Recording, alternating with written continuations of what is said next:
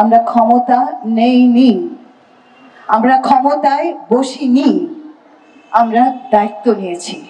মেরামত, রাষ্ট্র মেরামত একটা সাংঘাতিক শব্দ। আমরা কিন্তু তোমাদের ওটা বুকে ধারণ করে ফেলেছি।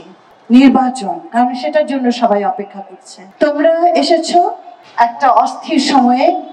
তোমরা প্রফেসর মোহাম্মদ ইউনূসকে ডেকেছো একটি সরকার গঠন করতে, তোমাদের মধ্যে থেকে এসছে। তিনি তার মতো করে একটি দল তৈরি করে সাময়িক একটি সময়ের জন্য এই দায়িত্ব নিয়েছেন। আমরা প্রথম দিন থেকে বলে এসছি, আজও বলছি, আমরা ক্ষমতা নেইনি, আমরা ক্ষমতায় বসিনি, আমরা দায়িত্ব নিয়েছি এবং এই দায়িত্বটা অত্যন্ত গুরুত্ব সহকারে নিয়েছি, প্রাণপণ দিয়ে নিয়েছি, প্রতিজ্ঞা করে নিয়েছি যে আমাদের এবার কিছু সংস্কার করতে হবে।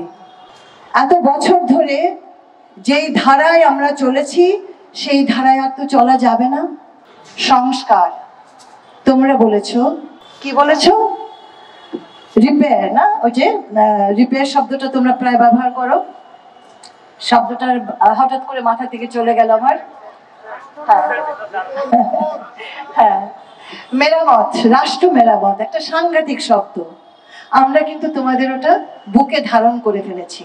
মেরামত করতে হবে, সংস্কার করতে হবে, পুনর্গঠন করতে হবে এবং এমন একটা, যদি একটা জায়গায় আমরা দাঁড়াই, নির্বাচন, কারণ সেটার জন্য সবাই অপেক্ষা করছে।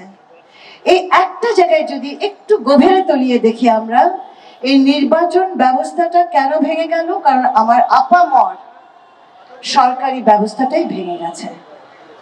সেই জায়গাটায় দাঁড়িয়ে যদি আমি বলি যে আমরা এই 3 মাসের মধ্যে অনেক বড় সংস্কার করে দেব, তোমরাও আমাদের বিশ্বাস করবে না, আমরাও পারবো না সেটা করতে।